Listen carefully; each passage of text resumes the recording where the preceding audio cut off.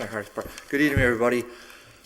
This is the January 29th, 2018 meeting of the DGR Committee. I'm the chairman. With me is Pete Tallman, Nelson Roman, Mike Sullivan. Councilor Valentin is away this week, so she sends her regrets. And so we had a little discrepancy, and we have a written agenda tonight, and we have a discrepancy between the written agenda and the online agenda. So I'm going to ask Councilor Roman to read into the record. We'll make a motion to take number 5 off the table. If I could just get a second on that. Second. Okay, would you read that into the record, Councilor? Filed by Councilor Vacan, order that the two-acre parcel on Mountain Road adjacent to the conservation area be placed into the conservation area across from 315 Mountain Road in front of the old shooting range. Motion table? Second. On the motion, all in favor? Aye. Okay, so moved. The prior meeting minutes, I haven't, I know Ryan sent them today. I haven't looked at them, so why don't we just leave them on the table? Motion to table. Motion to table. Second. Second, all in favor? Aye. Okay, so moved. Motion to take up item number 2. Second. Yes, okay, so the motion is ordered that the Holyoke Public Works Department provide a detailed inventory of all benches, park equipment, and storage at John J. Lynch School, including receptacles, planters. On the motion, take that off the table, all in favor? Aye. Okay, Mike McManus. Yes. So at Lynch, we have some equipment that the city received from the Ingleside Mall when they did a refurbishment. And there are 7 70-inch long straight benches. There's another 7 round benches that could be used. I think maybe 5 or 6 of them would make a complete circle. There's 51 3.5-inch diameter planters that you would use to put a tree inside. There's 5 2-foot tall trash barrels, and then 13 3.5-foot tall trash barrels. And those come with the inserts. All of this equipment was interior to the mall. So like the wood slats for the benches most likely are not for exterior use, but we could put them outside certainly, and as they weather, we can replace the components. Okay, so this is Councilor Roman's order. Councilor? Yes, thank you, Mike. And the reason why I filed this inventory, because a year back, I think my colleague Councilor Bartley and others, we took the tour of Lynch School like everyone did, and we saw these sitting idly in John J. Lynch. And so at that point, we all filed an order, and it was unanimously passed by this body, to get them out into parks, what we could use, trash receptacles, the planters. Some of these parks look run down. Imagine a planter with a nice tree. So I just wanted an update, and thank you for giving me the inventory so I know what is the plan to move this stuff out, to get these into parks, or to reuse or repurpose this. But I just think that this is a disservice just sitting idly in John J. Lynch. And especially now, I know the city has plans, the receiver, to merge Dean and Holyoke High, but I think that this would be a great project for some Dean students to all weatherize this. But what is the plan right now with DPW, do you know, from Parks and Recs to move this stuff out? There currently isn't a plan for any of this equipment. We'd be looking for guidance as to where it can go. I know over the winter, we did install 27 trash cans in parks around the city that we had in stock at DPW. Those were trash cans that were bought by CDBG, and we were finally able to get them deployed into parks. But then as far as the benches go and the planters, one of the concerns with the planters was having a tree in a planter above ground over winter. And on Dwight Street, close to Dwight and Main, we had several of these planters as a test run for the last 2 years to see how the trees would overwinter. The concern is that the roots would freeze and the tree would die. So it looks promising. It looks like the trees do survive through the winter. So next spring we'll be able to put them around more. We're also limited with the tree planters and where we can put them on sidewalks because we do have to maintain ADA access through the corridor, so we need a wider sidewalk.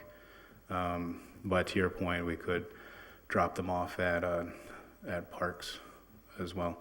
The other thing with this type of planter is the trees need more watering, more frequent watering, and that becomes problematic for us from a manpower point of view, where we don't always have the bodies to go around and water 50 trees. I think there's a number of trees on Canal Street and throughout the city that DCR has planted, and they have the watering bags, and we still rely on DCR to come and water those trees to make sure that they're surviving. DCR was hoping that the city would be able to pick that up this past summer, but we just did not have the manpower to do it. Through you, Mr. Chairman. Mike, I think the guidance from this body was already given. We want these out into the community, either in parks, and I think that, this isn't a reflection on you. We already have an Adopt a Spot program that really, in my opinion, isn't an Adopt a Spot program, but I think a lot of us counselors could give recommendations. I mean, I even know some nonprofits that have open space or open lands where it's just an open lot. Like I could think of Meridian on Cabot Street. He has that beautiful lot open that maybe he could, if there's businesses or organizations that have it, we have a Adopt a Spot program that really needs revamping and revitalizing. If a nonprofit or an organization could take one of these and really do justice, in my opinion, Mr. Chairman, and I thank you for bringing this up tonight, I'd like to see these get out. And so I'll continue to advocate and lobby. I know I have a meeting with Terry in a couple weeks to talk about this, really identifying ways we could use this more. And I know you and I have talked about Carlos Vega Park and how Nueva could be active in adopting that park to change the garbages out and really take care of that. And I thank you for placing one on Main Street, right on the corner of Main and Hamilton. We've seen a big reduction in trash on the street because they're using the trash receptacle on the corner of Main and Hamilton. And I will be filing an order next meeting, just so you're aware, to actually fine people for putting household trash, because we have that big issue on South Bridge Street where people are putting their household trash into the receptacle. And speaking with the neighborhood association president, and I was, believe it or not, in New York City, and I had an aha moment where I saw that New York, on all their public trash receptacles, charges $100 per personal trash and $200 for business trash. So we're going to try to be more aggressive to ensure that if you're putting these out, people aren't just putting their personal trash in there. But I thank you for bringing this very detailed report, and maybe now you'll see very specific orders from me at least, and I know from some of my colleagues, or I'm sure my other colleagues know of some parks who could use another trash receptacle or something with that. Thank you, Mr. Chairman. I think, Mike, you did a great job here. I cannot believe there are 51 3.5-foot diameter planters in John J. Lynch School. That is wow, that's really something. So what I'd like to do is, so I'm gonna ask Nelson and Mike to do this. I'd like you to think about putting this inventory in the hands of the administrator at Dean School, and to see if there's something over there that, maybe they would have some interest, and maybe there's something, these benches could be rehabbed or refitted for all weather. I have no idea, Mike. It's just well beyond my scope, but they may have a thought. Furthermore, I'd like to just table this because my hope is that this committee will meet I kind of like the last Monday of the month. I'm hopeful we can get our calendars out at the end of this meeting tonight after we meet the state delegation. That we'll meet again, have you come back or designee to come back, and we can maybe continue this conversation when we're not because we're kind of pressed for time. I want to get the guys before us as quick as possible. And now that we have this right in front of us, I'll have a chance to think about it. So when I do my email, which I hopefully I'll send it out this weekend, there's probably about 460 names on my email list. So I'm thinking that somebody will maybe have a thought or two about where, and then I'll have my Ward 3 meeting next week too, and I'll bring this to that as well. So, somebody have a use for, a purpose for it, and somebody that can kind of adopt it, if you will, because I heard what you said, that we don't have the person power really to sort of maintain these things, but maybe if there's a business that would be interested in it, I could think of a couple right in the South Street corridor. I mean, these are like friends of mine, and I'm thinking that they might be very interested in Jan's Flowers or something like that. They might be very interested in setting something up in front of their business, because, I mean, this would be a nice, it'd be a nice way to use it. So I really thank Councilor Roman for doing this. Anybody else have questions for Mike? Councilor Tallman? Yeah, no question, just comment. I was also there on with the tour of Lynch. I think it might have been about a couple of years ago, and we saw all the equipment up there and some of these benches and planters, and I'm glad this is brought up, and to see it here in print is really good.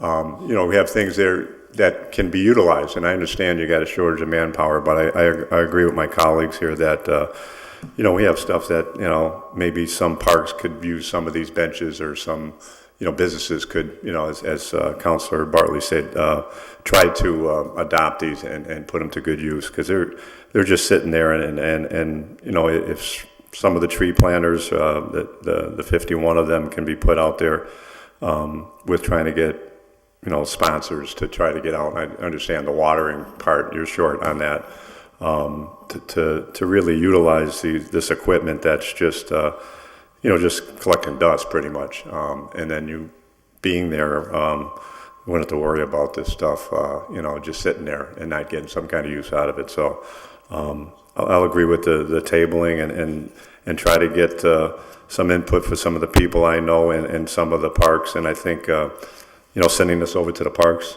Department too, and I'm sure that they already know about this, aware of these, all this equipment that can be utilized for the betterment of the city.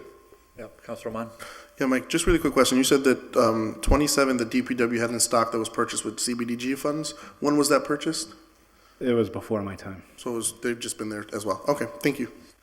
Okay. Motion to table? I'll second. On the motion, all in favor? Aye. Okay, so moved. Thanks, Mike. And Mike. so Mike, I'm going to try to target February 26th. So that's when we can get our little band together again. Okay. Thanks. So we can suspend rules, take 3 and 4 as a package? So moved. Second.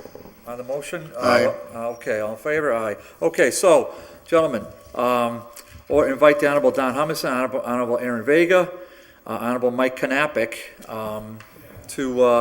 to come before us. So this is okay, so how are we gonna do this? Do you have to all sit together on the same side, or do you wanna sit together?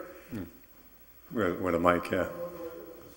As long as you get the mic, yeah. Yeah, Mike, can you just give me a hand with the mics?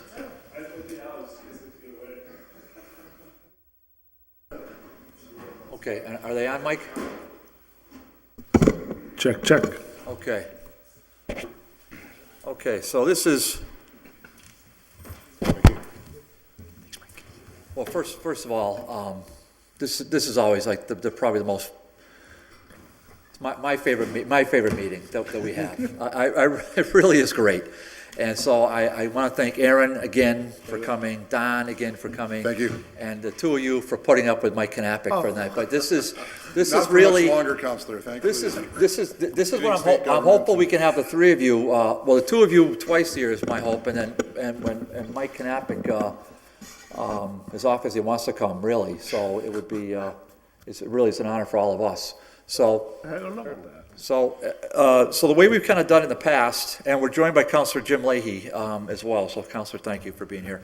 The way we've done this in the past is we kind of get a, I mean, I don't think any of you need any introductions, but, Aaron Vega from Holyoke, Don Humison from Westfield, Mike Knappich, just all over the place. So representing the governor's office here in Western Mass, Governor Baker. And since Mike's kind of new to this, we'll let him go third. So we kind of let a little bit of an introduction as to your perspective on what's happening in Boston and how it reflects on the city of Holyoke, and then we'll just open up for for the give and take that we usually have, okay? So, Representative, you wanna go? Aaron, why don't you start us off? Sure. Well, good evening. Thanks for the invite. It's always good to connect with you guys. And I love doing this as well. So I don't have 11 communities and cities to represent, so I don't have to do this with 11 city councils, just one. So I do have a couple of things, if you want, just to kind of do a quick overview, kind of like what I'm up to, what might be of interest. And then I'll pass it off. And I think questions and conversation are the best part. So I broke this up into categories. Actually, Pat Duffy, my amazing legislative aide, probably broke this up into categories. But so state agency stuff, just so you guys know, obviously we're working with the CCC, Cannabis Control Commission. The draft regulations are out. They'll be in Holyoke at HCC for a public hearing. I think it's 4 to 6, I believe, at the time, but we can double check it. On Monday. On Monday the 5th. So that's good. We've been working a lot with the state agencies and the governor's office on the Puerto Rican evacuees. I'm sure the governor, Michael will have more on that as well. We had a community meeting last week within LASE, I would say a regional meeting more, and we actually had people from FEMA there and different local agencies to kind of get at least a sharing of information. We are definitely in contact about more school funding, as you guys know, and actually I have the chair of the House Committee, the Joint Committee on Education, I have the House Chair coming out for a visit on Thursday, Alice Peisch, Chairwoman Peisch, to come out and meet with Dr. Zreich and his whole team to talk about the turnaround plan, the Newcomers Academy, the Opportunity Academy, so just everything that's going on, and obviously talk about the budget issues. I don't know if there's going to be a question later on, but I do have some information on home rule petitions that the council might be looking at for the 2018 election. As you know, because we talked about this 3 years ago, there are no local questions allowed on the 2018 state ballot. That's according to the Secretary of State's office. The way, quote unquote, around this, if you will, if you wanted to have a local questions this fall, you can have to actually run a special election. You can do it on the same day, obviously. Obviously, that makes it easier than doing a different date special election. They still need to go through the approval process for the ballot questions, all that stuff. But the one catch is that all the printing of the ballots and the actual time technically that the clerk's office would spend reading those local election ballots are separate from the state time and would be billable to the city. So I definitely want to talk with the clerk about that. So that, I think we can talk more about that if you want. I'm happy to say that with my help from the Senate side, hopefully we'll be doing some some press announcements in the next couple of weeks, but thankfully things were good at the state budget in December and January. The governor released monies for quote-unquote earmarks that many of us had, and I got 3 for the city of Holyoke. One is for Girls Inc. for the Eureka program that is shared with the cities of Lynn and Worcester. It's $50,000, so it'd be about, give or take $16,000, $17,000 per program. That's about 4 or 5 girls to do the program, so that's pretty great. $50,000 for a new scoreboard at Mackenzie Field, which is sort of going in concert with the renovations that the city's paying for Mackenzie Field and the Blue Sox are doing. So that was actually why we were able to get that, was because the city was putting in money and a private entity was putting in money. So that actually helped bolster that request. And then $30,000 for Homework House and the great work that they do. We are... I don't know if you remember, Councilor Tallman was there, most of you, some of you weren't here, but when I first got elected, one of the first things I submitted was a bill that would allow municipalities to give a tax break or waiver to businesses that suffer consequences beyond their control. Right now, you can give a tax break, a TIF to a business that's going to expand or hire new people, right? You can do that kind of stuff. A new business coming into town, you can give them a tax break. But you can't do anything to retain businesses, and that was so much what we talked about, right? Drawing new businesses, but retain businesses. So this time, I filed this bill for the third time, and it actually made it out of committee this time, made it over to the Senate, and is actually moving on the Senate. And so the Senator Hummerson's been fantastic to work with, and actually Senator Lesser as well. And that would allow municipalities to give a tax break to property owners suffering consequences beyond their control. Example, Capri Pizza, who suffered through 3 years, and the grocery store, 3+ years of a bridge construction project that was supposed to take 1.5 years, right? No fault of their own. We're For working. example, perhaps, the companies down on Lyman Street, when they begin with the bridge replacement yeah. project, we're working on, Exactly. they'll be impacted for about a year. Right. Jose Bo, and then when the building collapses and he has to shut down for a month, right? No, again, no fault of his own. He's supposed to pay his property tax. That would give you the ability to create a little bit of a waiver there. Working on breakfast in the classroom, a couple of the prevailing wage bill is still hovering around in there.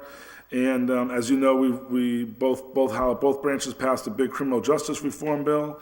So I think that's some great stuff in there. I don't know, we don't need to necessarily dive into it, but I think that what we talk about, things that are good for Holyoke are also good for the state, or vice versa. Obviously, criminal justice reform will have a big impact here in Holyoke. And as I'm sure Mike will be talking about as well, the Senate passed a pretty big omnibus healthcare bill, and the House is working on ours now. We're really lucky in Western Mass that Peter Kokot, the rep from Northampton, is the chair of the Healthcare Finance Committee and is authoring that bill, so he definitely has Western Mass concerns at the forefront. He's met with Spiro Satiris a bunch of times already. I've set those meetings up with him, and so he's definitely aware of the issues that we have here, with our health center and with our one of our last remaining community hospitals. So that's kind of the nuts and bolts, and obviously anything you guys want to chat about after these other two fine, distinguished gentlemen speak, look forward to it. Okay, thanks, Aaron, really appreciate it. Don? I'd like to thank the committee, Mr. Chairman, thank you for having me personally, and I really enjoy working with Representative Vega. We have a good time working together, representing the city. We spend a lot of time together at meetings and at, actually, amazingly, not at the State House, but here back in Holyoke after hours. So it is nice to have a partner that works really hard, and I know Aaron works harder than most people I've ever seen representing the city, so it's a pleasure to work with you. And Likewise. it's nice, too, to know that the stuff that he tries to push through the House, I don't have a problem with trying to support in the Senate as well. Sometimes you see, one member of a delegation might try to push legislation that the other member may not think is that good and has a hard time, carrying that water on the other side of the aisle, or the other side of the aisle, or other branch. But in this case, a lot of the things that Aaron has put forward as earmarks, I've tried to back up by putting them forward in the Senate side, just to guarantee that they're not conferenceable and they do get passed. And as he referenced a few minutes ago, the good news was this year Governor Baker did not need to exercise 9C powers. We did not give him those 9C powers because, and I'll just remind people, that 9C powers are the ability to do mid-year budget cuts, and those only happen when the revenue that the state's taking in is not forecasted to keep up with as it was predicted. So the good news is although 2 years ago we had a problem, this year we did not, and that means the governor's 9C cutting powers did not kick in which case the amendments and the earmarks that we were able to put forward, and we didn't go crazy and do a lot of things, but some of the earmarks that we put forward for the city and the cities in my district did not get vetoed. And will get, in fact, funded. And those organizations should begin to hear from the administration pretty soon about funding. Even though it's the second year of the 2-year session, we're about halfway through the fiscal year now. They should get notification very soon about when when the actual check from the Commonwealth will come. And so that is good news, because we haven't always been able to do that based on the economy of the Commonwealth. The good news is the economy is strong. If you watched Governor Baker's State of the State last week, he had, I think, in his speech a lot of good news for the state, but also for things that are important to us here in Holyoke. Obviously, Governor Baker referenced the opiate addiction, which the legislature has paid a lot of attention to, but it's even better when that third leg of the stool, the administration, also feels it's important, puts treatment money in his budget and actually looks at treatment options which we all know have been lacking across the state. So that's good for us here in Western Massachusetts. I think it's good for the entire state because this addiction issue continues to grip every single community, whether you have an urban community like Springfield or Chicopee or Holyoke or even rural communities. Nobody is left untouched. There was another mention in the State of the Union, the State of the State speech last week that I think would be important to us here in Holyoke and also in Springfield because of the Puerto Rican refugees and the children who are in our school systems. The governor made reference to the fact that he will be filing like a supplemental budget to actually get the money to the school systems that are actually taking care of those families and taking care of those children. There was some word last week about, a $5,000 appropriation. We all looked at that and said, that's not going to do much. But that's not it. That's just, it's not even a trickle. There's more coming.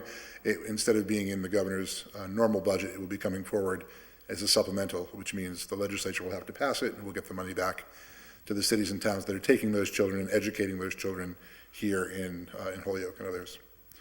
I mentioned the Lyman Street project, and our Representative Vega has been spearheading that, but we've been contacted by the folks at the warehouse and the folks at Open Square because they're very concerned. Obviously, they've been crying out for years to get that bridge replaced, as have you.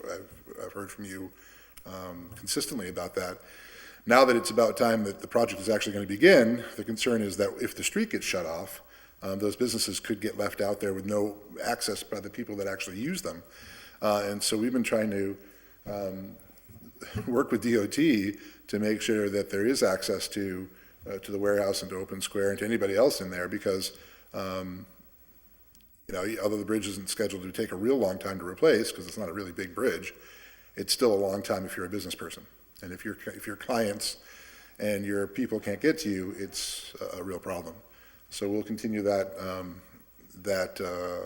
advocacy with DOT. I think they understand, but I think it's just because the canal's down there and because there's private property issues involving, they want to reroute people through parking lots and other things. It's a little trickier place.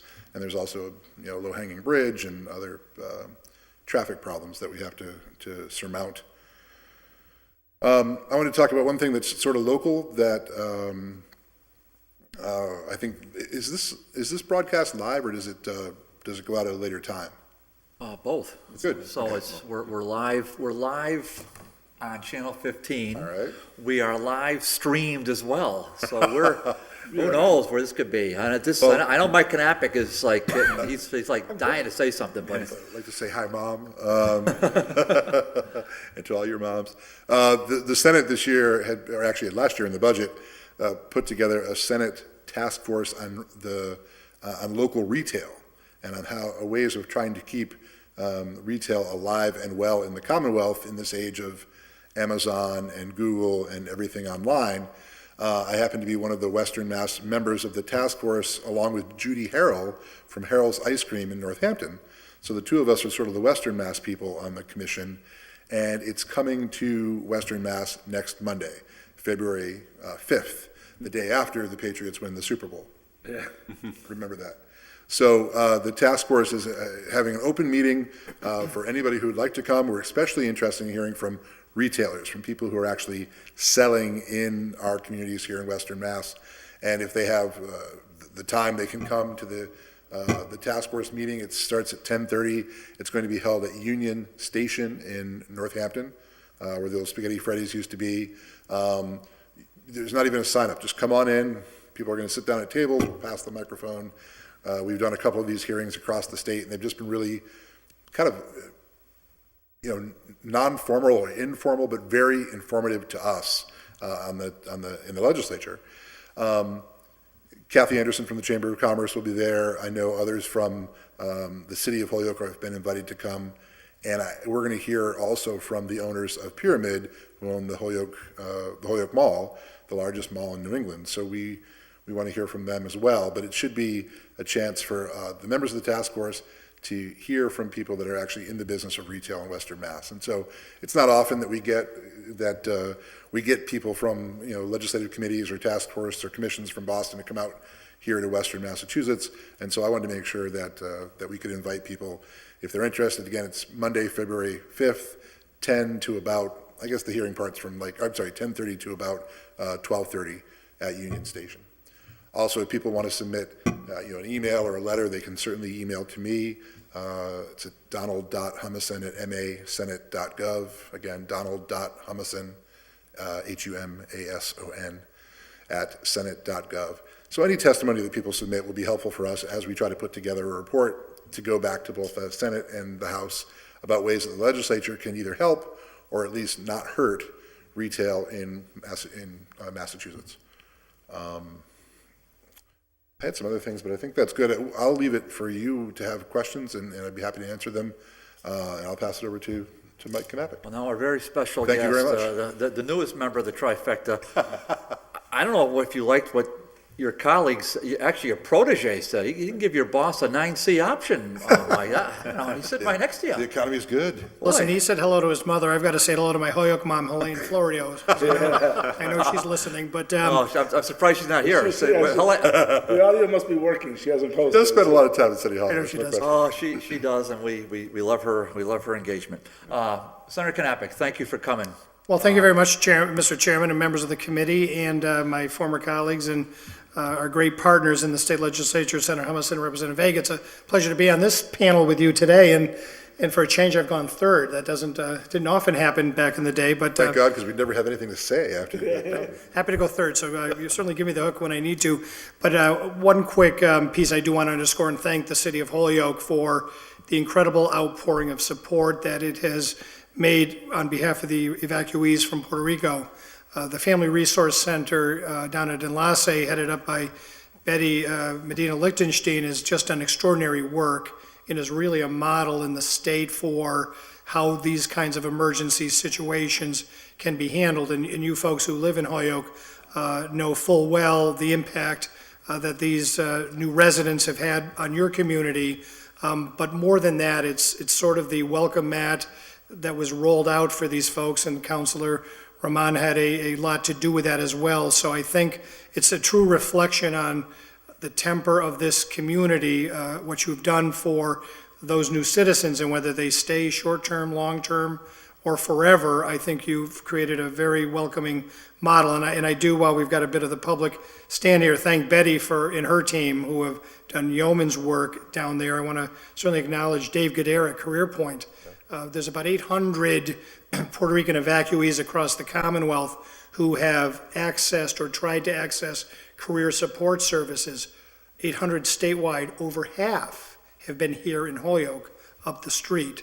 So just think about those numbers. So without Dave and the team, and I know some reinforcement resources are on the way up there, Jay Bryness in the Health Center, extraordinary work both in this community, on the island. Nelson, you know that, or Councilor Roman, you know that better than I do, what Jay has done on behalf of these citizens throughout the region. Spiros Heteros at Holyoke Medical Center, the medical deficits that both of the facilities have seen, obviously were so necessary, particularly in the early days. Matt Mainville at the Housing Authority, and obviously Dr. Zreik in the public schools. I mean, you think about that holistic model, that's sort of the totality of the welcome mat. And then our state partners here on the ground in Springfield, the faith-based organizations, Holyoke, the faith-based organizations, not-for-profits. I mean, it really was and it is and continues to be an extraordinary model.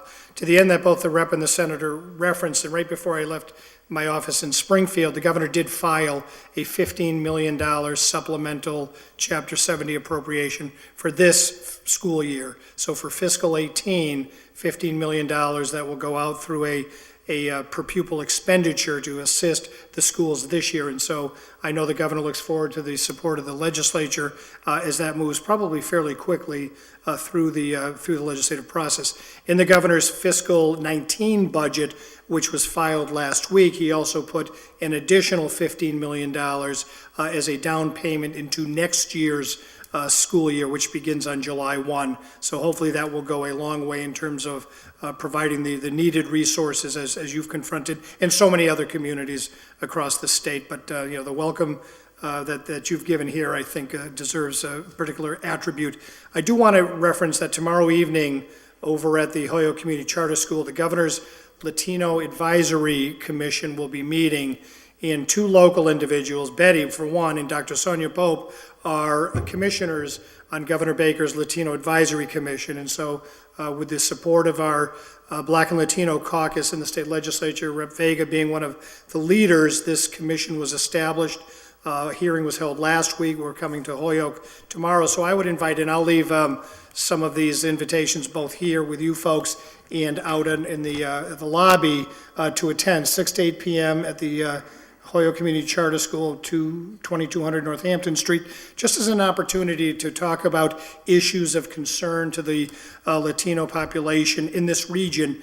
This commission will be going to other areas of Massachusetts over the next month, breaking into working groups, and eventually come back to the governor with some very specific recommendations, working with the caucus and the legislature as to really how to improve the future, the livelihoods, the quality of life living, et cetera. In one particular area that they're keenly focused on, which I think your Spark program, among others, under Kathy Anderson's leadership in the chamber, is uniquely situated for issues of entrepreneurship, working, getting people into career pathways, and things like that. All the things that the chamber has done under Kathy's leadership and others are really well situated for much of the discussion, how we can help lift and improve cities and towns across the Commonwealth in this particular area. So I'd invite people to certainly come out tomorrow, follow these deliberations over the weeks and months to come, because they're critical for the Commonwealth.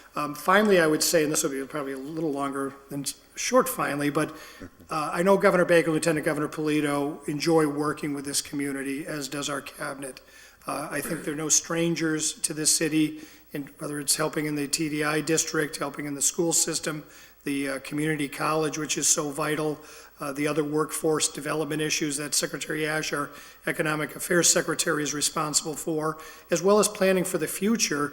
I know that they enjoy that work here, because you're a community, and I certainly knew this when I represented you, serious about the future, serious about the pathway, certainly not fearful about confronting challenges, but always looking for the opportunities. And that's a tone that this council, I know, takes very seriously. So I know on behalf of Governor Baker and Lieutenant Governor Polito, I want to thank you for that, because they have said from the beginning that, there are 351 cities and towns.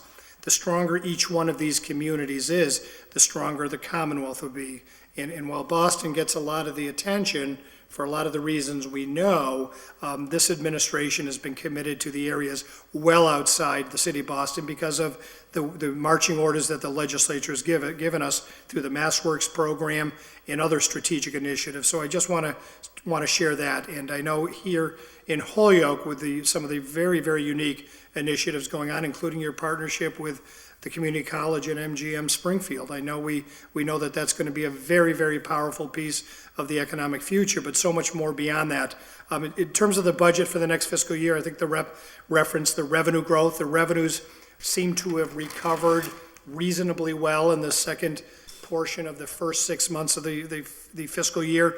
We obviously watch them week to week, 2-week period to 2-week period, and month to month, because the last two fiscal years, they began to slide pretty precipitously in the second half of the fiscal year, which began in January.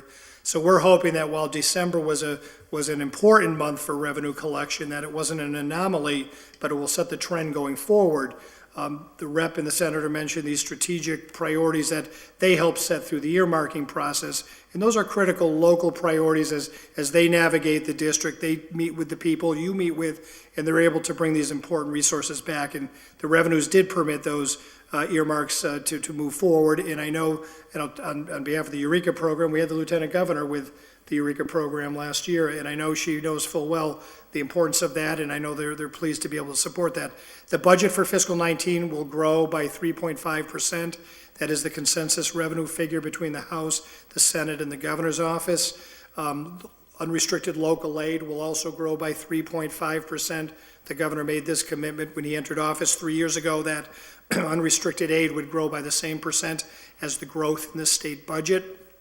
There are other, obviously, cost centers like we face, pensions, OPEB liabilities, healthcare, the MBTA, which we face, you don't face, school building assistance program, and others that take a great portion of our revenues immediately off the top, leaving, smaller amounts for the rest of state programming like healthcare. which is over 50%, Health and Human Services, over 50% of state spending.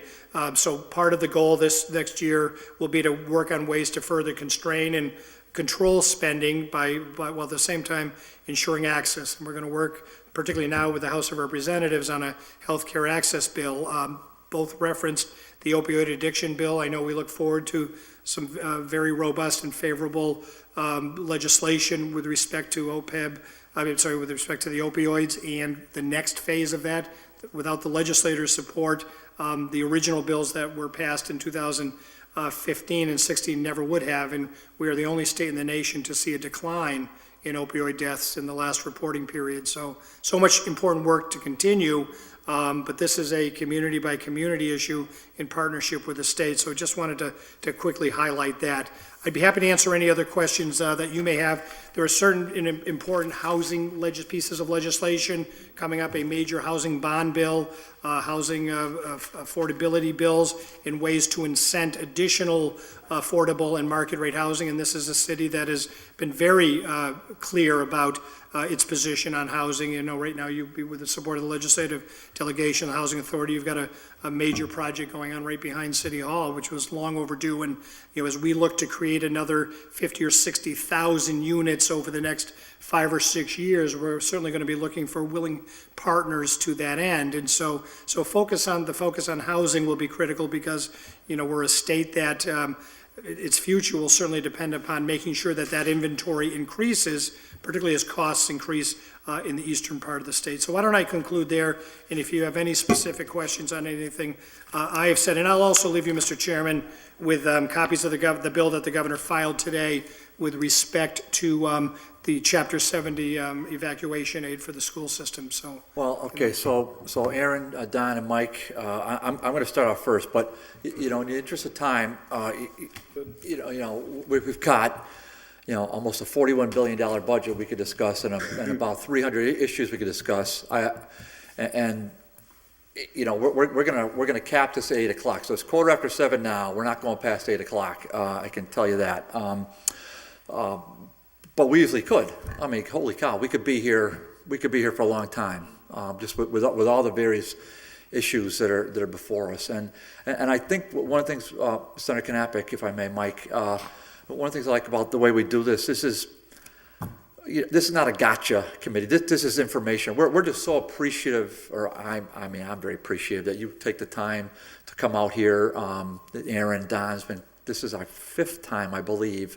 And Mike, this is your first. And when we started this initiative a few years ago, I wasn't sure I was going to go, but it's a great committee, and really we just want to have a give and take. So it's a little bit, you know, I'll kind of chair it and, you know, make sure we just ask the questions in order. But so I'm just going to limit mine to just a couple for right now. So one, we had the administrator for PVTA in here to Ms. Sheehan 3 months. I can't remember now. 3 months ago.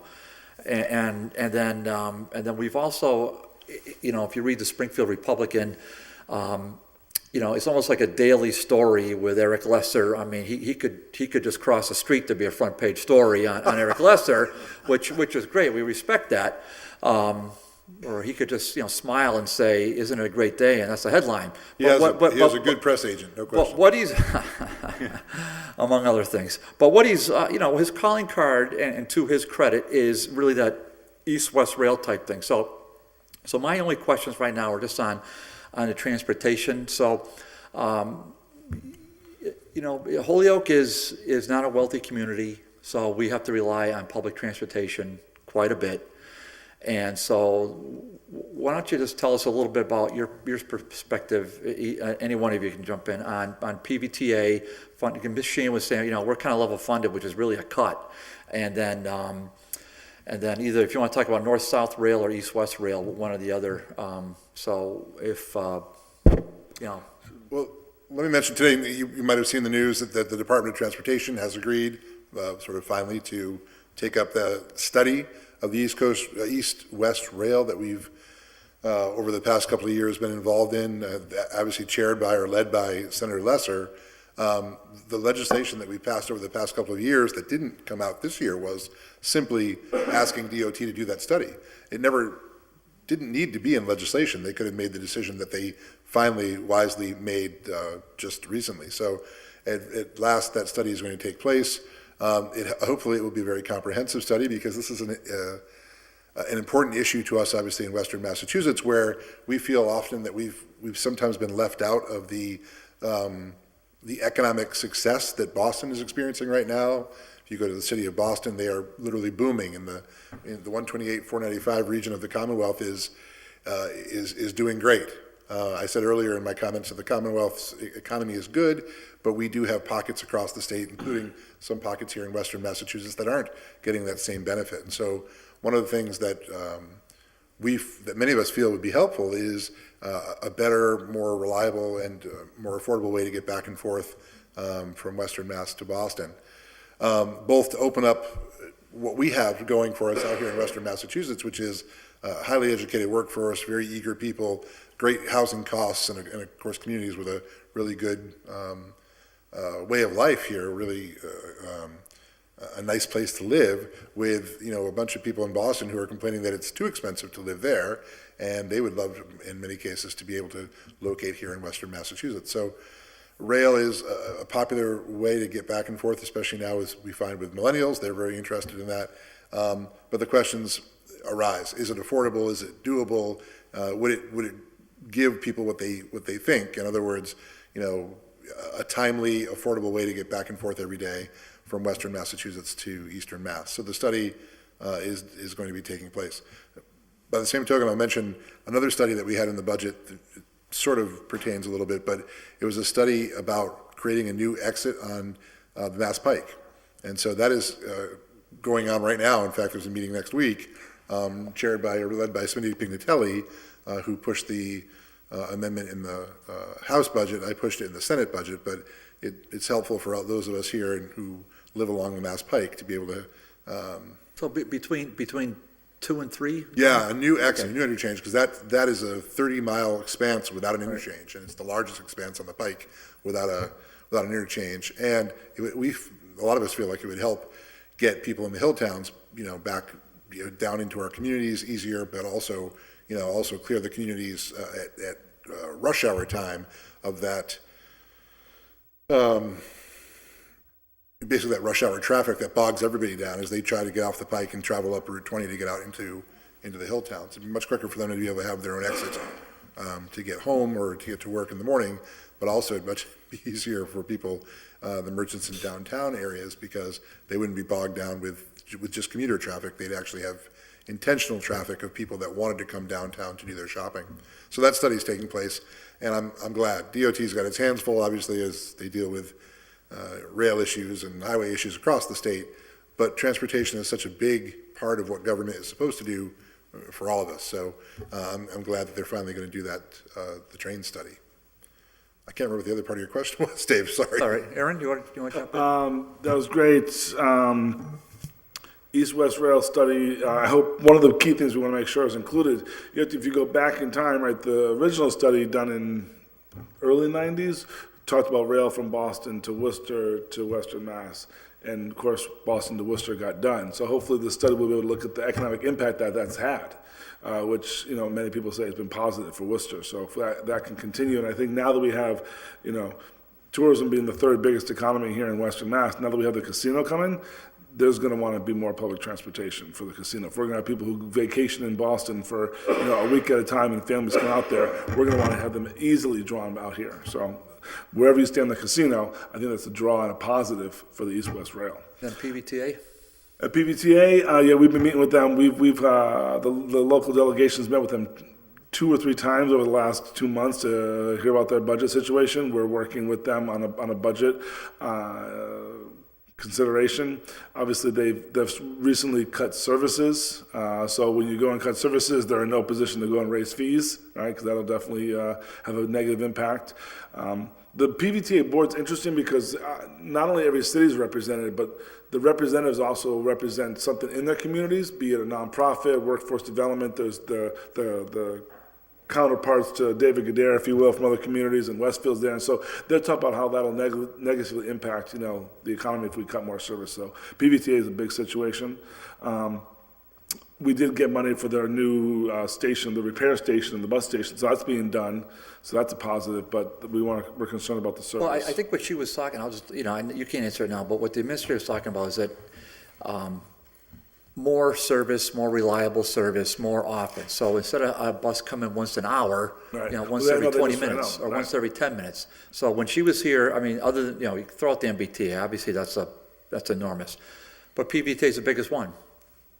So, Yep. I mean, for regional, for Yeah. transportation. So, I mean, that's just Yeah, kind of, it's an important link. Yeah, Go no, ahead, no, Mike. let me just add, and this is more for long-term vision. Sandra Sheehan is actually serving as one of the governor's appointee to our new state transportation commission, which is going to take a long-haul look at, or long-view look at transportation needs in the Commonwealth, dealing with, virtually everything. And this gets a little bit to the studies that the senator spoke about with respect to rail. In our future are things like ride share in a much more robust way, autonomous vehicles, and the legislature and the administration are looking very seriously about being a leading state in the rush toward creating autonomous vehicle compatibility within the Commonwealth. I mean, that's just not a futuristic thing. It's actually happening right now, and they can maybe speak a little more closely to that. So Sandra's actually going to be one of our point people out here with respect to that long-term discussion, because just even in the very short period since I left as your state senator, there was no discussion of rideshare, no discussion of autonomous vehicles, and quite frankly, very little discussion of east-west rail, mostly because we actually did for the previous 10 or 15 years with the support of the Pioneer Valley Planning Commission, focused on the north-south link. And that's why we built the platform here. That's why we built one in Northampton. That's why we built one up in Greenfield. And so today, there is one train that goes north of Springfield. Under discussion right now is creating a pathway for additional service north of Springfield within the next year, and you'll probably see that in the rail plan. And again, we never spoke about the rail plan back in the day because we didn't really have rail options. Well, now we do. So in that rail plan, what can you immediately do on a tier 1 basis? One of the pieces is add additional service north of Springfield. And as most people know, and I think this was Congressman Neal's, one of his real reasons for really pushing for the opening of Union Station last year, is there's going to be a dramatic increase on rail from New Haven, Hartford, New York, New Haven, Hartford, and Springfield beginning this May. So that's real, that's about to happen, and we're looking to purchase service north of Springfield up to Greenfield and beyond. It's easier said than done, and it is costly, but that's sort of like the immediate thing we can do. Clearly, east-west is a longer-term conversation. What made it easier from Boston to Worcester was we own the rail line. Mm-hmm. Now, again, I mean, these are pieces that I've come to learn. So we bought the rail line from Worcester to Boston so we could do what we want. Conrail owns from Worcester, out to Pittsfield and beyond. Conrail is under new leadership or ownership, so there will be discussions there, but at least the conversation will be advanced, and the legislators, to a person, have been very clear, and I think that overall, the rail plan, which is a renewable 5-year document, will begin to speak very robustly about these options that seem to be on everybody's mind. So a couple of pieces there, but Sandra is going to be right in the center of long-term conversations. All right, Councilman Congressman Dahl? Niels, I'm sorry. No, go ahead. Go ahead. I just want to mention that Congressman Niels actually convening a meeting that the legislature is attending with him on Friday at Union Station to talk about the future of transportation in Massachusetts and, I assume, the country. Pete? Yep. Thank you, Mr. Chairman. Thank all you, State Rep and Senator and Mr. Knappich for coming out here tonight and really for fighting for our community here. And it's direly needed, what we're going through here in this part of the state. It's difficult. Mr. Vega, Rep. Vega, just a couple. I'll have two for you and one for Senator Humison. I spoke to you just about last year, and one of our colleagues brought it up about 141. Could you have any update on that with the entrance or exit or closing it off? Because there's several people up in that area that are really concerned. Is there anything ongoing with that? So just ongoing, it's on that long queue for MassDOT. Working with Councilor Bresnahan, I actually sent out letters to, I think, about 46 or 48 residents right there, letting them know where they could send comments to and gave them my address. And so I got about a dozen letters, and and we photocopy them, MassDOT has them. There will be more future hearings. Again, that project, I think, isn't even slated for, is it 20, I think it's 2020. I think it's 3 years out from now, or 2 years out from now. So there'll be more conversations, but it's going forward, and again, it'll be one of those things where in the end, it's gonna be good, but it's gonna be, tough getting through. Okay, and it's going to be an impact on some of the people in that area, right? Absolutely. In that neighborhood trying Yeah, to, yeah. okay. Yeah, and so what was interesting though, I'll just say this, they weren't concerned about the impact as much as, because they're all wanting the project, they were more concerned about creating a secondary light there for actually turning onto those roads there. Because they feel like it's so hard right now to turn. Right, they want say a light. off Bemis, which right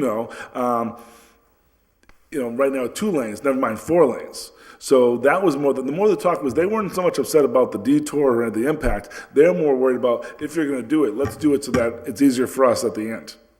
And so Right. that's what so MassDOT's just, how do you evaluate, so you already have a stoplight at Jarvis, how close can you have another stoplight, which will back the traffic up to the entrance to 91, but yet they're switching the entrances, so it may be able to have a longer queue. So that's what they're looking at. Okay, I appreciate that, because I know there's several people in that area, and Holyoke in general, Yeah. East Hampton, South Hadley, that are really interested in that.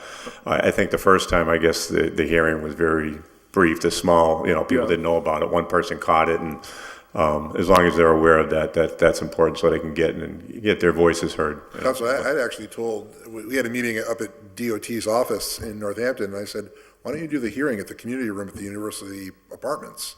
Right. There by the entrance to 91. Entrance, right. And I think they considered it for a minute, and then they said they wanted to do it here at City Hall or something. Just made too much sense, Don. Yeah, and of course, they like doing it at City Hall, but nobody knew about it. Well, the other thing that's interesting, don't quote me per se on the law, but I think that state agency notification is a little different than local notification regulations. And so when they do stuff like those meetings, they don't necessarily need to send a letter out to everybody the way we do when we do a zone change or something like that. So there's, just put it in because that would happen with the Lyman Street Bridge project was, obviously John Alban keeps his nose to the ground what's going on statewide and everything around his property, but they weren't necessarily sent a letter like, hey, come comment on this project. So they've been active. Thank you. Question 2, the schools, and I appreciate their work, and Mr. Knappich about the money, the supplemental money for the school system, which is important for our community because of the influx of residents from Puerto Rico. Holyoke is looking at possibly building 2 new schools in the future. And I guess the reimbursement is about 80% usually. And there was some talk, somebody had wanted me to bring this up about the police station in Springfield that the state is helping to build, paying a big part of that cost. Is that That's true? just a bond, that's Councilor Pupelo's amendment to a bond bill. Right. So it's not a sure thing, it's just his sort of I'll say wishful. Okay, so Yeah, that the state help with the building of the police station. The good thing about bond bills is you can often get some interesting projects in there. The bad thing is you can't always get them finished, or even Okay. started. Okay. So, I hate to, of course, we're on camera, so I have to be careful to say this, but, I think a lot of people called me about the same thing. Yeah. I saw Representative Pupelo putting millions of dollars in a bond bill for a police station. Why don't we do the same thing? Well, because it's liable not to be approved ultimately.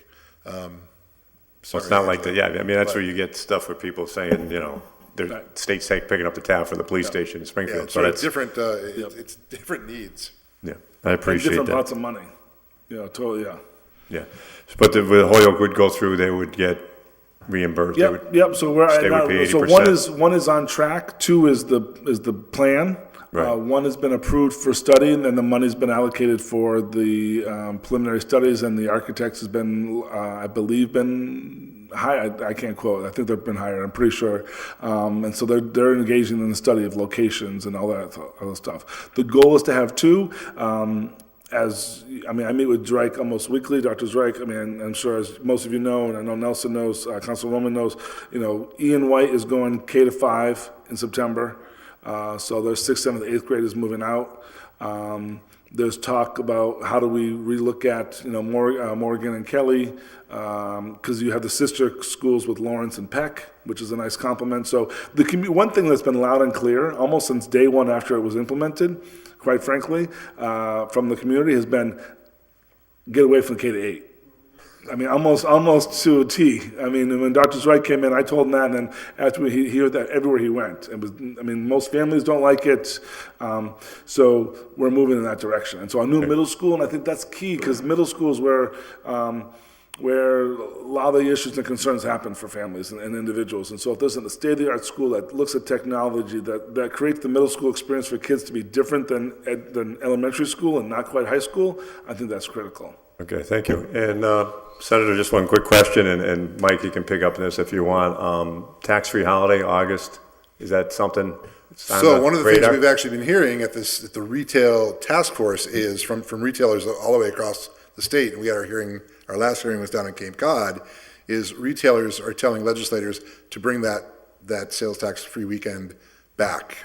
We have been without it now for 2 years, and they indicate that it was, regardless of what the legislature has been saying that it's not helpful for us, they've said it's very helpful for them. So I think at the end of these task force meetings, we'll be issuing a report, and I feel almost certain that one of the things that we're going to recommend is to put the sales tax-free weekend back. Okay, and just briefly, how does that affect the revenues of the state? Is that really a big hit? Well, it's about, so it's not a dynamic analysis, but the static analysis is that's about $20 million that the state wouldn't be taking in over the 2-day weekend in sales tax. It doesn't take into account any of the other tax that we would take in, for example, meals tax, further higher income tax because more people were working that weekend, gasoline tax because people were driving around to the sales or whatever they were doing that weekend. So there's other ways that the Commonwealth would make money through further economic activity that normally isn't there during that last or third week in August anyway, because it's a slow period. And retailers said to us, because we asked these questions, we asked the questions of them, well, doesn't it just mean that people put off their sales and they wait for that one weekend? And we expected to hear them say, yeah, that's what happens. But what they actually said is, the first time it was held, people we saw a dip the weekend before, and then a lot of people came and bought that next weekend. But then the following weekend, it didn't drop off. People came back. And then the second year they did it, we kept it sort of steady all the way along. And then the third year it was great. And then the legislature went and canceled it because we were in the middle of, sort of an economic downtime, and we felt like we needed the money. My sense is that this is a generator. It is an economic incentive to people. There is something about, sticking it to the Commonwealth and not paying your 6.25% sales tax that people really like. And even when private store owners try to offer incentives, they don't see the same benefit. They don't see the same activity generated by, say a store says, well, we'll pay the sales tax for you, 6.25%. It's not the same. Not the same. As when the Commonwealth says, there's no sales tax, you don't have to pay us at all. That generates more activity. At least that's what we're being told during these hearings. So, I'd like to see it happen again. There's also an effort on Beacon Hill, depending on who you talk to, about a meals tax holiday, because there's certain times of year, usually after the holidays are over, January, February, that there's not a lot of people aren't going out to eat. They're not, they're back in the gyms. They're paying off credit card debt. They're not going out to restaurants. So there's also talk, or at least legislation that gets filed to create a meals tax holiday. That's a lot farther away. I'd like to see the sales tax holiday at least returned for August. Okay, thanks so much. I just want to throw one thing. It's interesting because, everything the senator says is true. And it's also, just like the comment, like the economy is good, it depends on what sector you talk to, right? That's true, yeah. So with the sales tax holiday, one thing that I've constantly talked about and have filed amendments on, and have actually gotten support from the retailers, the real on-the-ground mom and pop store retailers, is to have a sales tax holiday that exempt stores that say, we can work on the formula that have more than 5 locations and more than 200 employees, right? The idea that Target and Best Buy are benefiting from the tax holiday versus downtown Northampton, the streets on the stores on Westfield, the stores in downtown Holyoke, the Cottage, American Rug, they don't see the impact. They don't see the impact of the sales tax holiday the way some of the bigger stores do. So it'd be interesting to sort of flip that model. If it's to help Main Street retail, let's focus it on Main Street retail. Because if you're going to buy a $500 TV, you can afford the $30 in sales tax, most likely. You know, and it's interesting when you talk to some of those retailers, like, yeah, we offered 20% off an item, which is more than the sales tax. The sales tax still draws more attention, you know, because it is that idea, like, I'm not paying tax on this thing, you know, and people like that. But it's just, it's funny. So that conversation continues around minimum wage and all things. Is there a way to sort of carve out, to like really try to have these incentives actually benefit who we want it to benefit? And we're joined by Councilor McGivern as well, so Councilor. Councilor Oman. Yes, thank you again, gentlemen, so much. I'm looking at the clock. We have about 20 minutes left, so I'm going to try to go rapid fire and just thank you all so much. With regards to, first and Don't get all foremost. 20 minutes. No, I won't. I'll take less than 5, I promise. So number one is I'm always going to advocate for increase of funding for HIV/AIDS within Western Mass. Holyoke's the number 3 city in the state with individuals contracting and living with it.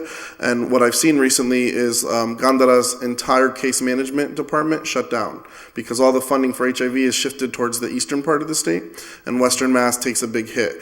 So that serves a highly concentrated Latino population, Spanish-speaking only population, and so they have to shift around for case management, which means they're out of staying on their meds longer, which means it's going to increase our healthcare costs. So if I could implore the governor's office and you all as our local delegation to help us fight for more increased funding for HIV/AIDS case management with regards to Western Mass, because just within this last year, it's been crazy the amount of cuts that agencies in Western Mass have to fight for compared to their Eastern Mass counterparts. So, and again, The Human Service Forum was last Friday in Chicopee, and I heard that at my table, and I'm sure you did too. I think it's tapestry is one of the top 3 budget priorities.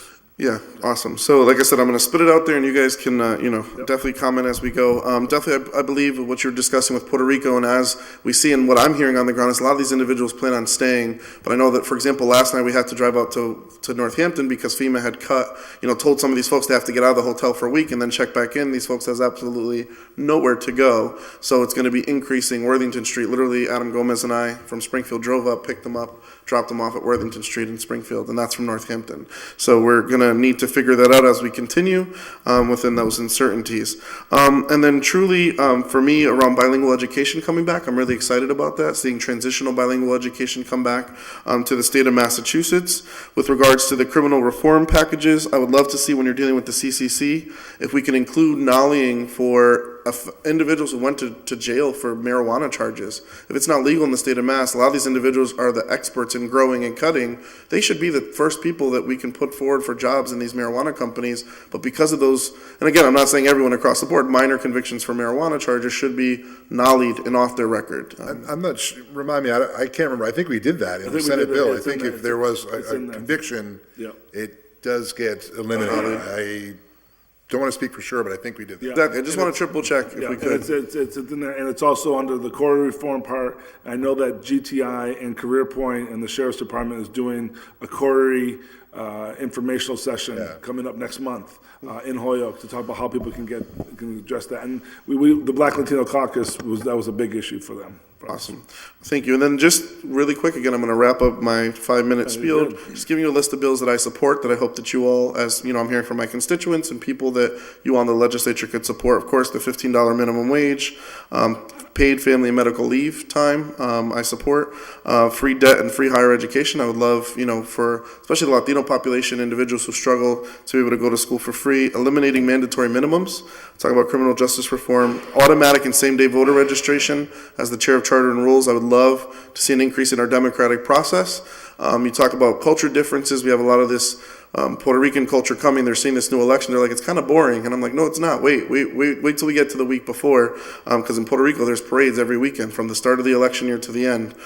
So same day automatic voter registration, ranked choice voting, and then House Bill 793 and Senate Bill 847, an act promoting restorative justice. I would really like to see, Holyoke's on this whole restorative justice movement. It will allow state's attorney, district attorneys, and police departments to use restorative justice models as alternative to court practices. So, and then lastly is increase of park fundings. I cannot tell you how amazing park funds have been for the city of Holyoke in repairing either Susie Park, or we just got approved for Valley Arena Park. So just keeping that funding line fully funded. And again, I'll let you guys comment on whatever you want. I just want to get through my rapid fire. Now, if you get a chance, Counselor, can you just shoot me your list? Yeah. If you got it on, even just take a picture of it and text it to me. Okay, awesome. Thanks. Thank you, gentlemen. Councilor Leahy? Yeah, thank you. Thank you, very three important people for coming down here. I like the way you run your committee. I'd just like to make a suggestion for next time is, three important people like this and having only 45 minutes to talk is just not, it's not realistic. You're wasting time now, so get started. You wasted about 10 minutes in the beginning, so next time I not think maybe joking. you should have one, each time. We because, usually do. having, less than 5 minutes to ask questions is, just not realistic. But thank you three for coming down here. You guys are three very hard workers and three I consider very good friends. I just have a couple of questions that just kind of rapid fired off the top of my head. And this is open to all three of you, all these questions. Are the new marijuana recreational regs, are they available yet to the public? They were just released, 2 weeks ago, I think. Yep, draft, yep. And as I mentioned, the CCC is coming February 5th they're doing public hearings across the state on the draft regs. So At they are HCC. available. Yep. You said it was January 5th they were released? February, they were released, Just a couple weeks ago. It's the Yeah. draft regs. but They're online. Yep, they're online. So let me ask you this, how does the common person figure that, can any person subscribe to the State House newsletter? Well, I mean, if you pay for it, but I posted multiple times on my Facebook page the link to the. Maybe you should try the Hello web page. I'll copy it over there. Yes. You go to mass.gov, mass.gov, that's the state website, and then the search box, just type in marijuana to get the regs. Now, the average person might not want to read 108 pages of regs, but Right. it's available for I everyone. know, but it's going to affect our city, so I know that I have to be on Yeah, top of that. for you guys, of course, it's pertinent. All right, moving along quickly here. One of the things you had said, Aaron, one of the orders that kind of sparked my mind, I went up to that new sumo restaurant up at the mall. It was fantastic. I've gone twice now. But, you do see a lot of stores closing because of Amazon and online shopping and whatnot. And that's basically through no fault of their own for Pyramid. So would they be entitled to that tax break? I can't say yes. Not necessarily. It's going to be a sort of a draft, or not draft. It would be sort of a broad regulation that cities would adopt, and then you can create your own criteria. So I'm thinking that would really Because, I hurt mean, Holyoke. it would be, our thing was that in the legislation, it's up to, but not more than 50% of their property tax bill, so you wouldn't be allowed to go past that. And keep in mind, if you give someone a tax break that you were counting on, you've got to put that money back in the budget from free cash or your overlay account or somewhere else, right? So, but I think it's more short-term of like, bridge construction, accidents, buildings falling down, sort of things like that.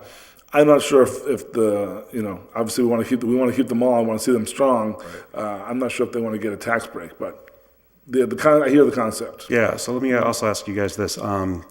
As you know, a couple of years ago, the Dunhue Institute up at UMass released a very fine study that shows that over $20 million is in central and western Mass because of the Holyoke St. Patrick's Parade and the different activities.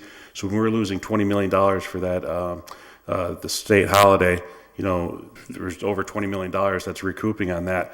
Good point. It's a fantastic study. It's on the Parade Committee's website. You can also go to your search bar and Google it there as well. Have you guys made any headway, or have you worked with Senator Lesser, since he's the chair of tourism and the Travel and Tourism Committee? It's actually Senator Hines now, Hines? Adam Hines from the Berkshires. Okay, is- did you is- guys work is with the him at all? Senate chair. Try to get any state money to help out the parade? We brought, when Mike Moriarty was the parade president, we brought Mike in to meet with MK Wydra, who runs the Springfield Tourism Convention Convention Bureau. Visitors Bureau. Yeah, we signed up for that. We're on board with that. So it's more about promoting. There's not been a request to talk about state funding for it. And I have a bunch of other questions, but they're going to go into the weeds, so we obviously don't have time for that. But the last thing I want to say to you is this is going to be the first year that the horse in front of the Yankee Peddler is not going to see a parade. The horse is now, it's living down in the merry-go-round. Yeah. And myself, I'm co-marketing director along with Sheila Morrow for the parade. We're going to have a retirement party for the horse, Dobler. It's May 3rd, and it's going to be a fantastic event, and I invite all of you guys to it. Thank you. I'll be there. And feel free to email. Email your questions anytime, Counselor. Always Yeah, open. Councilor, Always available. this is not the only time we get a chance to come before the committee, but it's not the only way to reach us either. There's certainly, we have offices and phone numbers and email addresses, and we're here a lot too. So don't feel like you're missing your chance if you don't get a chance to talk to us tonight. You guys are all in one room, it's a good time to ask, and out of the 5, 6, 7 counselors out of the full, I mean, this is a very important meeting. It should be a 100% attended meeting. Thank you for saying that. Well, thanks, Council Leahy. And what I'll do also, I'll put on my email thing your contact information down and your contact, and should I put yours on there too, Mike? You can. Is that okay? Yep. All right, so I'll do that. Council Sullivan? Yep, thank you. A couple of months ago, we passed here in Holyoke a letter of support that I think was supposed to be forwarded to your offices for Sheriff Cochi and his expansion of a treatment facility in Ludlow. Have you seen that or know of anything you can update us on what might be going on? Because there's a couple of tremendously successful programs going on the eastern end of the state. And I know Sheriff Cochi is advocating for this, and we're really in dire need of it up here. I can't give you an update, although I know the sheriff's sort of on the road right now.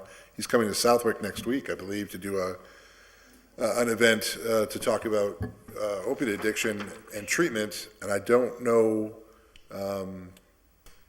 so I can't answer your question. I don't know exactly what he intends with his facility. Yeah, specifically, it's for increased funding for something or some expansion to the similar programs they have in the eastern state to get it out here. I imagine we'll be hearing from him now because it is the start of our budget time, so the House and Senate are going to have to deliberate on the state budget before it finally gets to the governor in July. So I expect we'll be hearing from the sheriff, both him and all the rest of the sheriffs across the state very soon. It's also sort of strengthening some of the programs he already has in place. They do have a lot of great programs. It is the funding issue, for sure. Yep. And did the letter of support from the city council make it to your desks? Yeah, Yep. I remember seeing it. Yep. Okay, great. When Congressman Neal was here last week, I went after him a little bit about the opportunity, what we could do maybe through tourism and stuff like that as far as promoting the Volleyball Hall of Fame up here in Holyoke. It's a tremendous economic driver, the Basketball Hall of Fame in Springfield. Everything we talk about now with east-west and north-south rail to bring people in here. It's vicinity to the new train station here in Holyoke, where people could actually come up from New York City. What can we be doing on a state level to promote volleyball and tourism through volleyball? It's a bigger sport than basketball globally. Is there anything going on, or if not, I'd like to see what we could do to promote that idea anyways. Well, I think I would just say, those exact factors were why we were able to get the designation of it being the official team recreational sport in Massachusetts. So that was the first, That was done 2 years ago. That was 2 years ago. So that, and that had been talked about for many years beforehand. We were finally able to get it done because of that exact thing, to talk about the tourism impact. All I can say is that we are fully supportive. I know that the board has talked about, a feasibility study on the bigger facility. I mean, that's what it comes down to. Having a facility, similar to the Basketball Hall of Fame where people could visit and play and a bit more interactive. And so that's, on their agenda. The state would support that. Obviously, could there be state money? Perhaps we'll see how things go, but they've got to come up with a real plan. I know that I personally promote it, and we've had state people come out for the, the induction ceremony and stuff like that. It's always good recognition. And I think that, again, connecting with MK Wydra and the people at the Convention Bureau has been, I think that they didn't, up until the last couple of years, they didn't necessarily consider Holyoke when they talked about tourism. But now you have, like I said, the Volleyball Hall of Fame, all the things going on, the restaurant scene, concerts and these, great art shows that's coming down to Gateway City Arts, including one next month that's on Black History. That's the first time it's being shown in America, so it's like starting to get on their radar. Hopefully that stuff can move a little bit quicker. And the Greater Springfield Convention and Visitors Bureau now has a division where they focus on sports tourism. Yeah. And so they include basketball and volleyball Yeah. and other sports, not just at including high school and college level too. So they're bringing people in that might not have considered coming to this region of the Pioneer Valley, or whatever we call it now, Western Mass, and they're West Mass, that's right. Yeah, that's gone. West Mass. Anyway, so that's good. What we've learned through tourism is that you don't want to do anything by yourself. You always want to try to link, your your event or your site to other things that are going on, so that people who are here, maybe they come in to go to Six Flags, and they'd also consider a trip to the Basketball or Volleyball Hall of Fame. Maybe they could see Dr. Seuss, and they also want to come up and do something on the Mount Time Reservation or the Connecticut River. So you want to make sure that you sort of offer a menu of options to anybody who's considering tourism in the region, both day tourism and longer stays. If I could just add, there will be a pool of monies available after the casinos come online to do some kinds of regional projects and regional initiatives, subject to appropriation.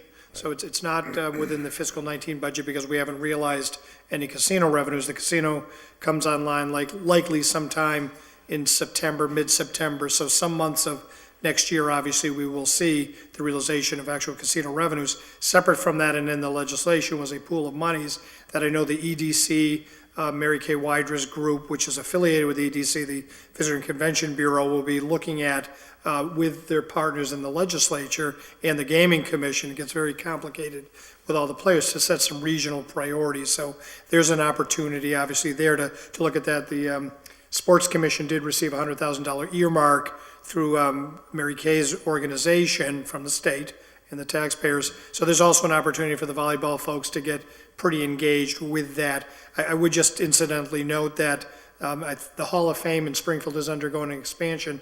I don't think they're using any state resources. So the first time they did, and even this expansion here at the Children's Museum used a $250,000 appropriation to move from the previous space to that current space. So it's hard to come by, but the big, to Senator's point, the more collaboration around a sports cluster or and even I would just say this, even the visioning of Boston 2024 and the Olympics caused us to do some very interesting regional sports alignment, and I hope that that's still continuing, but that's where I would certainly see the strength of the Hall of Fame.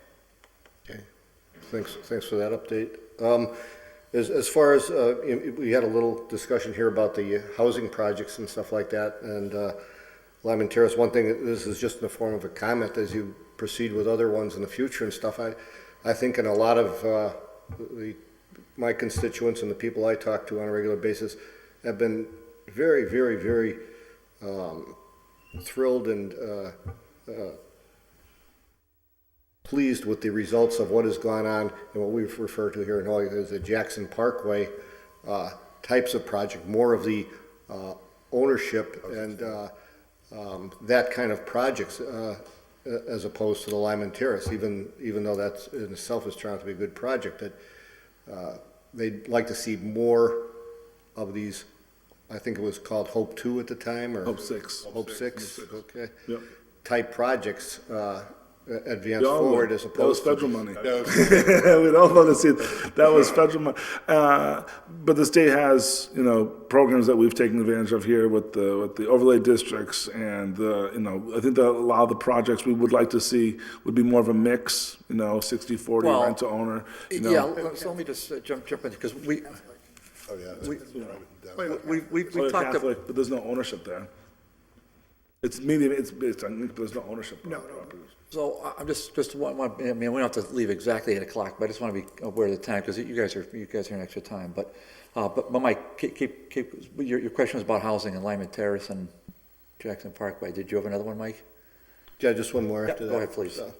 Can you give me a little more detail on where we stand with that home rule petition? I was very pleased to see those other cities come forward at the same time, and thank you for your help guiding me through the corridors in Boston to do that. Anytime. Yeah, we're right now in the next 3 weeks, or actually, 1 week now. I guess it's gone by fast. We're meeting with all the committee. Pat and I are meeting with following up on all of our bills, because there's this joint 10 rule that all the bills are supposed to come out of committee by February 7th. It used to be in March. It got moved up to February 7th. Some bills can give an extension, so we're trying to see if we can get out of committee. There's also been some talk about, economic development bill. There's other vehicles for us to try it in. I think there's also talking to if there's other communities also doing that. I think there's leverage in that. Yeah, because, it wasn't about a day after that. this. You know, a very short period after that, I was contacted by several union officials who were less than pleased with me. Oh, yeah, sure. Yeah, I don't think it's got much of a, I mean, especially since it's the first time filed, as anything, you know, I think they say, you know, third time's a charm. Like I said with the other bill, you know, the first time is always tricky. But it's always good to put that first time out to see what the opposition is and to see how we can, you know.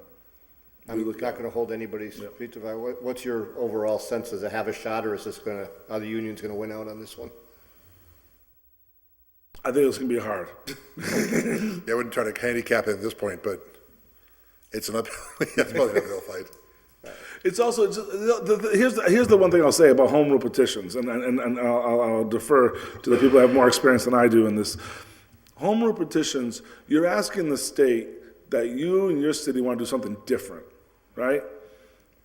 And so maybe it's just a change to how you do things, but maybe it's something different than any other community. And so whenever that's being asked, there's a lot of cautiousness around that because you're setting a precedent. And so so it's not necessarily about a union issue per se, or the anti-union or pro-union. It's that the Commonwealth, you know, doesn't want to go and change things so that then suddenly it just creates a domino effect.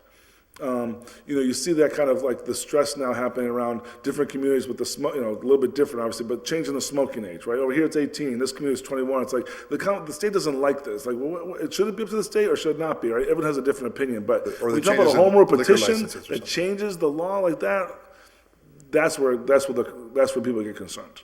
No, I totally get that. It was just when I saw all these, several other ones, and how vocal they were about it and how they're suffering the Right. same way we are here in Yeah. Holyoke.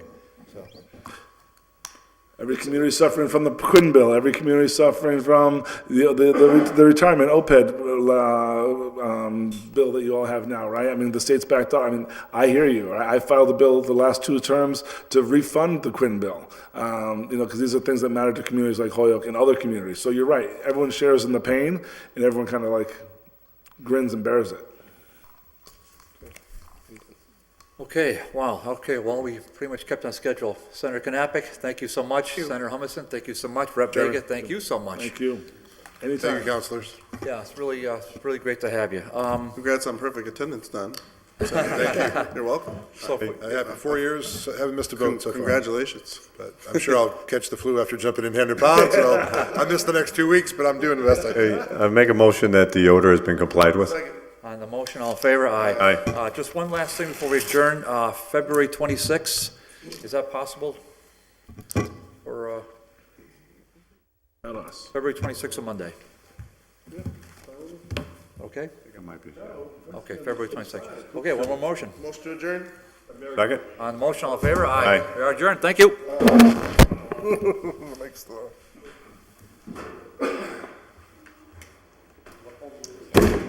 Be sure to communicate with, like, that issue with the transporting the folks from Northampton to either to, yeah, I mean, I would reference it, but also even to Richie Neal's office, just because they don't know what's happening sometimes on the ground. And, you know, we have a woman out of the governor's office in Boston, Rachel Madden, who's our point person. I mean, you ought to email her. I mean, you're a city councilor with some standing. Have a pen out.